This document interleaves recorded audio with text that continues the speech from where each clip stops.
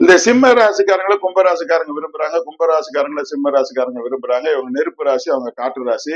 அதனால இவங்களுக்குள்ள ஒற்றுமை இருந்துட்டு போயிட வேண்டியதானே. ஆனா ஏன் அவங்களுக்குள்ள இவங்க ஒருத்தருக்கு ஒருத்தர் நட்பை கெடுத்துக்கிறாங்க?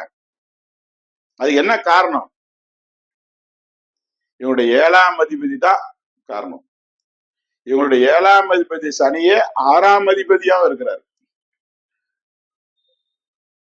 திருமண வாழ்க்கைய ஒத்துமையா வாழ்றது 7ஆம் பாவம். அதுல இருந்து பிரிஞ்சு பிரச்சனை பண்ணிக்கிறது 6ஆம் பாவம். ரெண்டுக்கும் ஒருத்தரே அதிபதியா போயிடுறாரு. அதனால திடீர்னு வாழ்க்கை துணைவரே எதிரியா மாறிடுவாங்க. அந்த அந்த சனியோட இது சூரியனோட இது ஒன்னா வரக்கூடிய நேரத்துல எதிரியா மாறிக்குவாங்க. இந்த லக்னாதிபதி சூரியன் 7ஆம் அதிபதி சனி இருவருக்கும் எப்பவுமே ஒத்து வராது.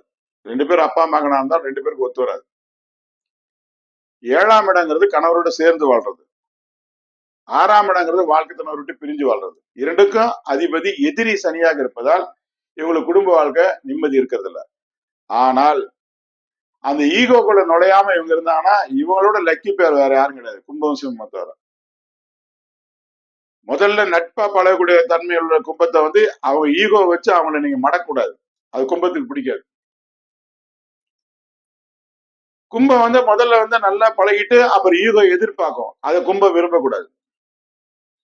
சிம்மம் முதல்ல நல்லா பிளெக்சிபிளா பழகிட்டு அப்புறம் ஈகோ வச்சு அவங்களை அடக்கி தான் சொல்றதை கேட்கணுங்கிற அந்த மாதிரி வந்தா கும்பராசிக்காருக்கு ஒத்து வராது.